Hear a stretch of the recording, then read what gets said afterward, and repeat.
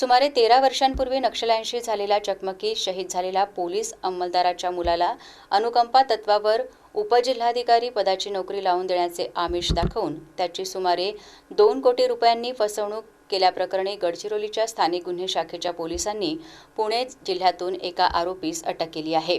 ज्ञानेश्वर वारे असे आरोपीचे नाव असून 4 आरोपी फरार आहेत। 2013 मध्ये एटापल्ली तालुक्यातील तोडगट्टा जंगलात झालेल्या चकमकीत अंमलदार गणपत नेहरू मडावी हे शहीद झाले होते। राज्य सरकारच्या धोरणानुसार शहीद जवानांच्या कुटुंबातील व्यक्तीला त्याच्या शैक्षणिक पात्रतेनुसार अनुकंपा तत्वावर सरकारी नोकरी दिली जाते। त्या अनुषंगाने गणपत मडावी यांचा मुलगा सागर मडावी याने अनुकंपा तत्वावर वर्ग 1 पदासाठी राज्य शासनाकडे अर्ज केला होता। अशातच 2022 मध्ये सागर हा पुणे येथे स्पर्धा परीक्षेची तयारी करीत असताना त्याची ओळख ज्ञानेश्वर वारे याच्याशी झाली। त्याला सागर हा अनुकंपा तत्वावरील नोकरीच्या प्रतीक्षेत असल्याचे कळले।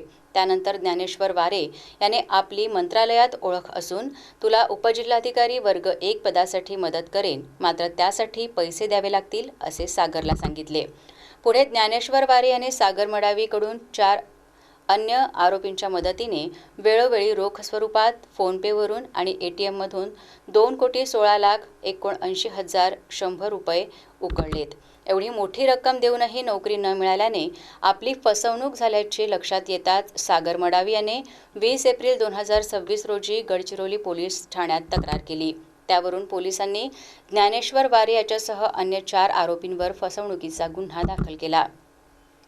त्यानंतर गडचिरोलीचे पोलीस पथक पुणे जिल्ह्याकडे रवाना झालेत। स्थानिक गुन्हे शाखेचे सहाय्यक पोलीस निरीक्षक समाधान दौड, गडचिरोली पोलीस ठाण्याचे सहाय्यक पोलीस निरीक्षक विजय मुसनवार यांच्या नेतृत्वातील पथकाने ज्ञानेश्वर वारे यास पुणे जिल्ह्यातून राजगड पोलीस ठाण्याच्या हद्दीतून अटक केली। न्यायालयाने त्यास 4 दिवसांची पोलीस कोठडी सुनावली आहे।